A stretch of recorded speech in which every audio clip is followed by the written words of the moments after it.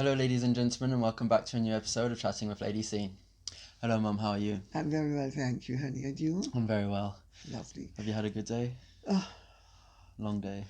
We have a wedding that's about to start downstairs, and it's the last of the weddings before the new COVID restrictions. And it's been a nightmare to be dealing with it because, of course, I'm having to do a lot of stuff that normally the caterers and the castle representatives would deal with. But of course, because of the whole COVID situation, a lot of it is falling on my shoulders. However, it's been interesting and they're nice people. And one needs to be thankful for small mercies, like the fact that one has a castle that people want to use for weddings, and just truck along. Yeah, I bumped into them up on the way up, and they seem very happy and nice. Oh, good. So, lovely. They're a nice couple. That's a good point. Okay, so... All right, so we're going to start off with our questions today. So our first question is, Harry and Meghan have been in the news a lot this week. First with their virtual appearance on the Times 100 Most Influenced People's broadcast. Then Meghan making a surprise appearance on the seasonal finale, America's Got Talent. What are your thoughts? Well, you know, I was actually thinking while I was in the bath getting ready for this appearance and then to go downstairs afterwards. And I was remembering when I was last year having a house guest here, who he's one of the top psychiatrists in England, and his specialty is psychopathy. And he says he's only ever met about 10 true psychopaths in his life, but he was at Broadmoor. He was one of the top psychiatrists at Broadmoor. And so his knowledge of the subject is tremendous. And he says that a lot of what we think of as psychopaths are not really psychopaths, but they are people who have a lot of psychopathic traits. And then he went on to explain that one thing that all psychopaths have in common is he was actually recounting the experience, because he said the one thing a psychopath cannot tolerate is a rule. They have to break the rule. Even when they know it doesn't suit them to break the rule, they need to break the rule. And I was speaking to somebody yesterday about this Meghan situation with, that extraordinary broadcast that she and Harry gave, effectively drumming up support for Biden and Harris. And of course, doing it so transparently. And the person I was speaking to made the very interesting point, I thought. They said, Meghan is the sort of person that no matter what the red line is, she's got to cross it. And I then put that together with what Paul said in the bath. And I thought, I'm not saying Meghan is a psychopath, but she certainly displays a lot of very psychopathic traits. Chief of which is, that's a rule, I'm going to break it. Who the hell do you think you are? Just because you're the Queen of England, do you think you're going to tell me what to do? Me? I mean, you've got to be joking. Or, who the hell do you think you are? Just because you're the President of the United States? I mean, come on. I mean, I'm me. I mean, there is a tremendous, what's coming across more and more with this whole Meghan and Harry saga is the rampant self-indulgent egotism of this couple. What do you think? I think they're trying to get out there and they're doing it all in the wrong ways. Yeah. Well, they are doing it in the wrong way for everybody, except if her objective is fame, pure and simple, she's doing it in the right way. If it is political influence, she's just going to keep on like a juggernaut, hurtling along the highway. She's going to, and I mean, her attitude is actually a very psychopathic one. Who doesn't agree with me? It's noise. I can't be bothered, no consideration for the fact that other people might have a point of view. I think that the Time 100 broadcast I agree with, I think it's a bridge too far. I agree with Robert Jobson, who is one of the few court correspondents that I like, know and respect. He's actually a very nice person. He's very intelligent. He's very worldly. He's very experienced. He's married to a barrister. And earlier this week, or last week, no, was it this week? Yeah, this week, he called for Harry and Meghan to be removed from the line of succession. And, I think that proposition has merit. One of the questions that I know that people have asked us is what would happen in the event of William and his family who travel together being wiped out. At the moment, if William and those children get wiped out, we are looking at King Henry and Queen Meghan.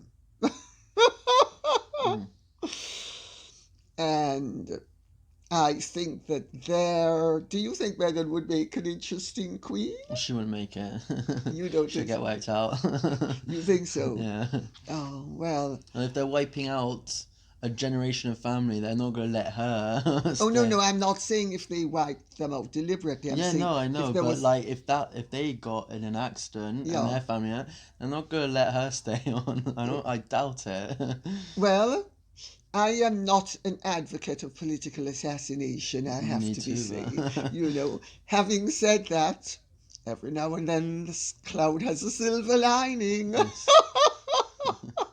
Not that I'm asking anybody to exult in the demise of another human being. I also, it's obvious that they have an agenda. I mean, I said it in my book. I said what the agenda was and what I was told it was. And everything I said has turned out to be true.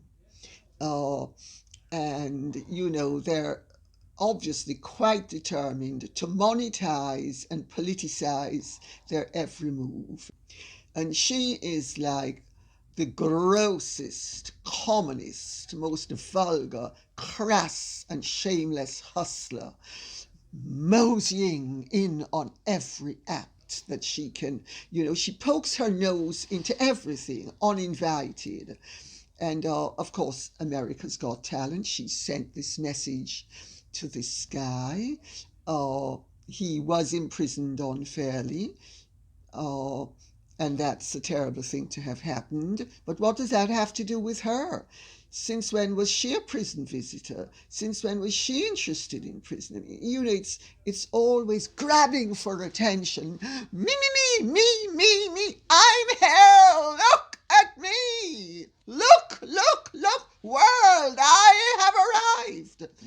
I mean, it's actually, I find it very distasteful. I mean, quite frankly, I've been glad to have taken a break for a few days from having to address all of this ghastly stuff. But, it's also, I think people, if you're on, say, on a veranda and you're looking out into a valley and you see people walking onto a train line And then they decide to start to kiss on the train line. And you see the barriers come down and you hear the signals and they continue kissing. I mean, you're going to be absolutely transfixed. You don't enjoy the spectacle, do you? But you are transfixed. I mean, there's absolutely no way you're going to be able to avert your eyes. And I think that what is happening with Meghan and Harry is akin to a train hurtling down the track. Either the train is out of control or it's going to run over people. I mean, that's, I think, is a reasonable analogy. I really don't know where it's going to end. I know one or two people have asked me to comment on the fact as well that, it's that Meghan is evocative of Evita Peron. And there are parallels with Evita Peron, except, of course, Evita Peron married the president of Argentina and had power. She was never an elected official, but she wielded it mercilessly in the name of the descamisados, the shirtless ones, and she was almost a goddess to them.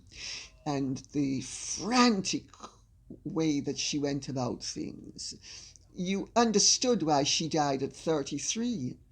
And I have to say, I really cannot see this Meghan situation continuing for another 10 or 20 years. I really don't. I think it's so high octane. I think it's so bizarre.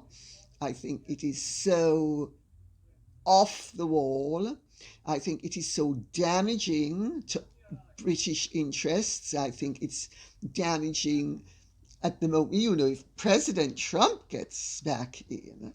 I mean, is he going to want Harry and Meghan in America sniping at him? He can't do anything about Meghan being in America, but he can certainly do something about Harry being in America. And I mean, he will remember that Harry the Dolt stood by looking like Forrest Gump, while Meghan was poised and,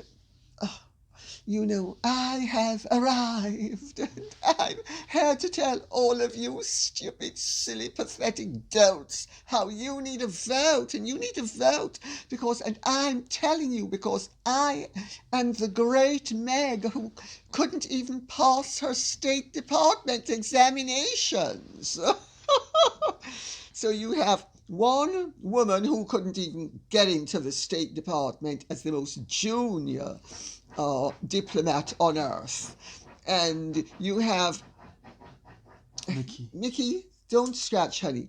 And you have, thank you, honey. And you have Harry, who the only thing he could pass was his bowel movements, because he certainly couldn't pass any exams without extraordinary help, as emerged when one of his art teachers took Eton to the employment tribunal. So I think the whole thing's just... Well, like you're saying, they're telling people how to vote. Yes. And they're also telling people who not to vote for. And lately someone had picked that up and it's gone a bit like viral lately about like, why are you telling us who to vote for and who not to vote for? People aren't liking it at all. No, they aren't. Well, of course, Harry has no right to tell anybody how they should be voting. Royals have no right to interfere with politics, but he has done it. He's done it, and it says it. Like, there's an article that came up yesterday or before yesterday after this video of them telling who they wanted to vote for and who they shouldn't vote for.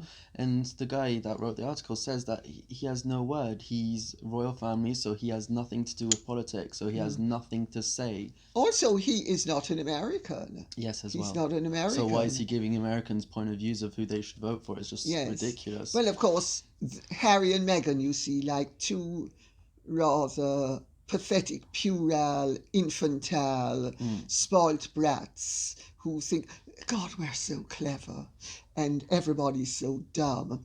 They think because they haven't said, I don't want you to vote for Trump, that people don't understand, that he they didn't know have that. said, I don't want you to vote for Trump. Well, of course, that's exactly what they have said in every way, shape, and form. Well, he's now retaliated back on them and saying that he wants them out. Well, So that's going to be a new thing. Well, he says that he very gently, I think, said that he doesn't like Meghan. Surprise, surprise. Oh, yeah. And that he wishes Harry luck because Harry will need it, and Harry certainly is going to need luck. Yes. You know, I think the whole thing is an exercise in grotesque transfixedness, is what I think it is. So for our next question today, Meghan has denied being a source in court documents for funding freedom. What is your take on this? Well,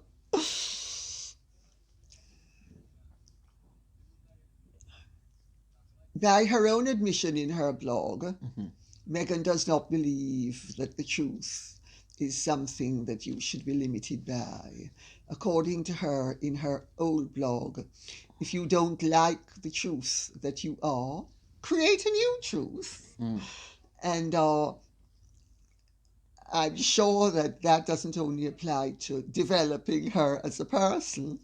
I'm sure that it actually applies to her in terms of dealing with reality, you know, because she's clearly the sort of person who, if she doesn't like the reality, she creates a new reality. I mean, fact with Meghan is like clay in the hands of a sculptor. You know, let's see what we can do with it. Let's see how we can mold it to our vision of things. She has accused Omid Scobie and Carolyn Durant of effectively lying, of making up stuff about them, stuff that they could not possibly have made up unless they were totally unscrupulous. So this is yet another person who has been used by Meghan and Harry in this instance, and that has been thrown onto the scrap heap. Of course, Omid Scobie, and I'm going to call him Omid Scobie in this instance because I think he is a jobbing journalist. I have no doubt that he was pretty faithful in the reporting of what he was told. I would be very surprised if Meghan's accusations against him turn out to be well founded. I think that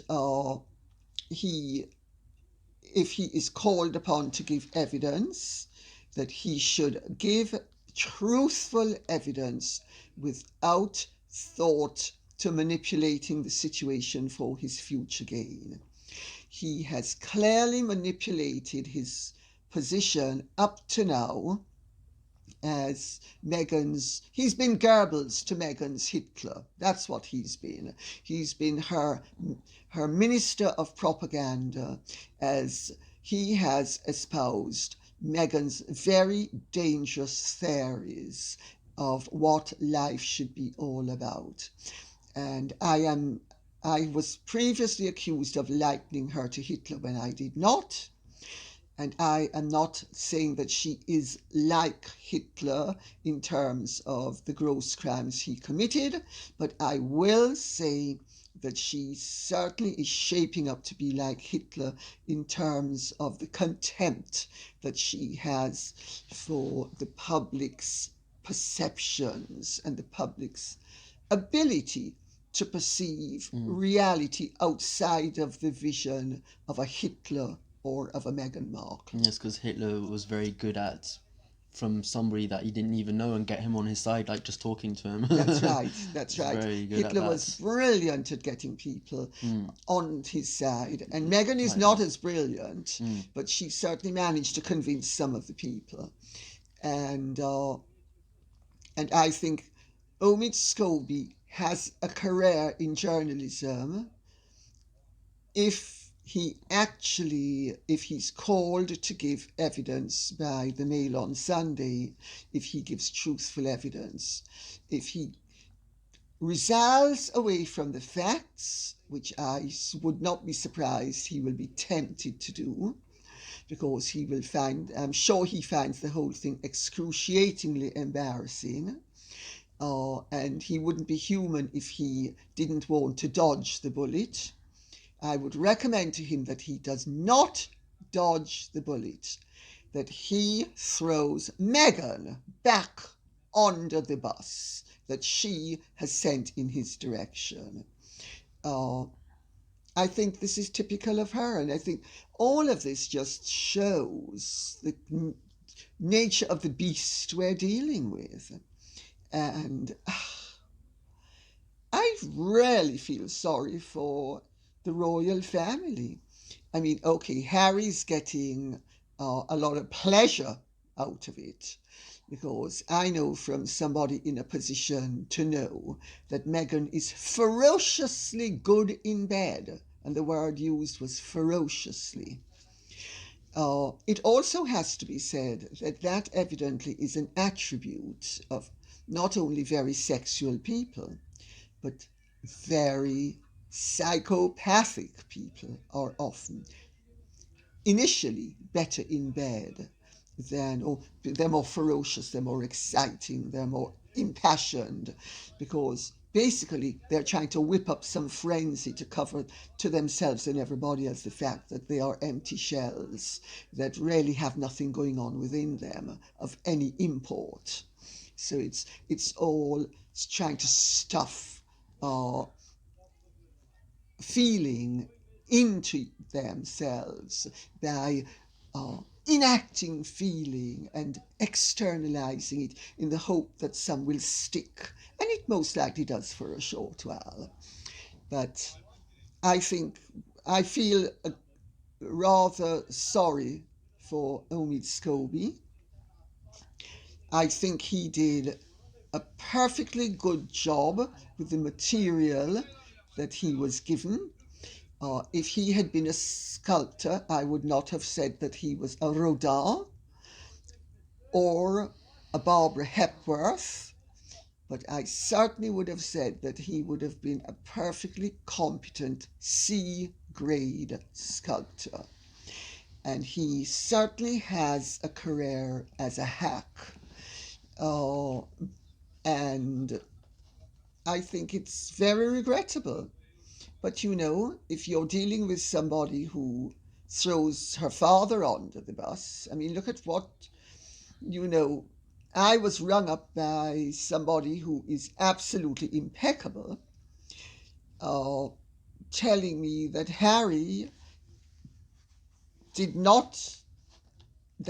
wanted me to know that he could not allow Meghan effectively. No. Harry believed that Meghan could not make up back with her father because of the most awful accusations. I'm sorry, you're dealing with it. You're dealing with stomach churning stuff on one level, but also, and this I think is a factor that we need to factor into the whole equation.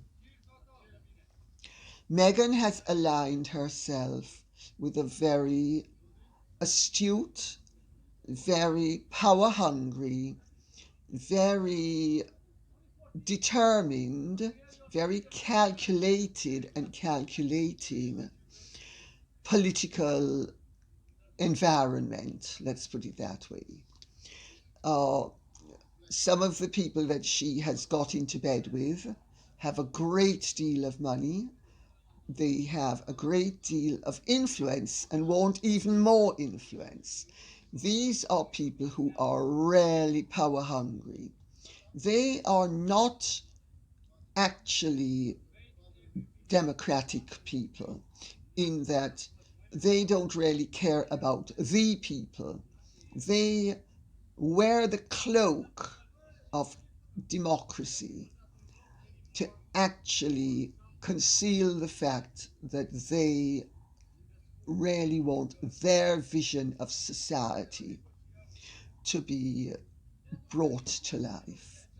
And that vision of society is, in my opinion, a very depressing and dehumanizing one. It's all rhetoric, it's all Marxist, pseudo socialistic rubbish of the highest order. And it's interesting that some of these people are multi-billionaires. But you know, when you have everything else, what else is there to get? If you have a void within you, or you decide, I really like power, it's more power.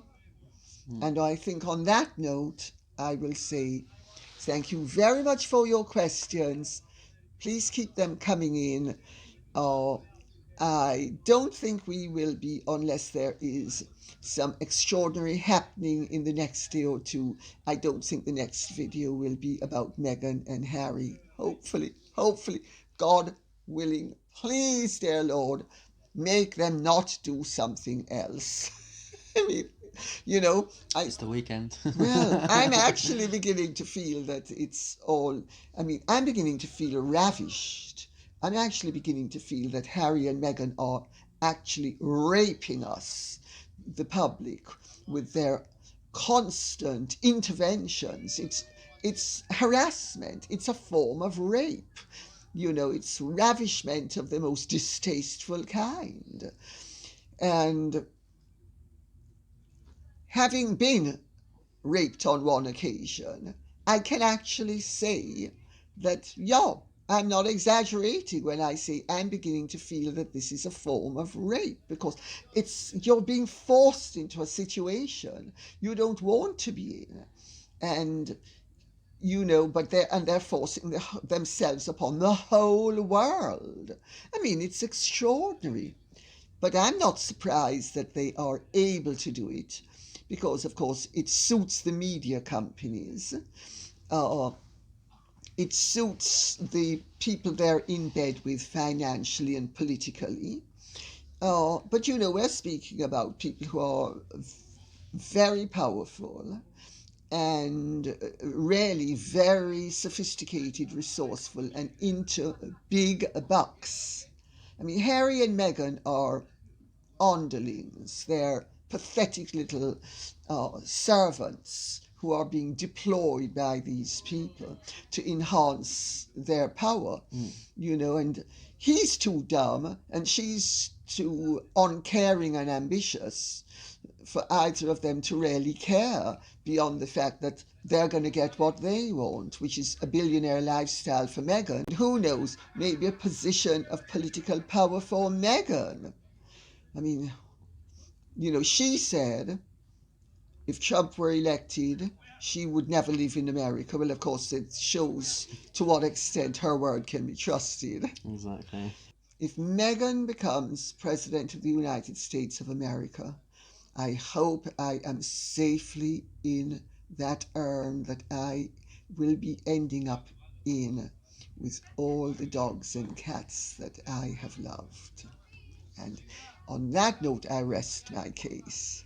Well, thank you everybody, and we hope you enjoyed this episode. And if you did, please hit the like button, subscribe, and share with your friends. Thank you very much, and goodbye.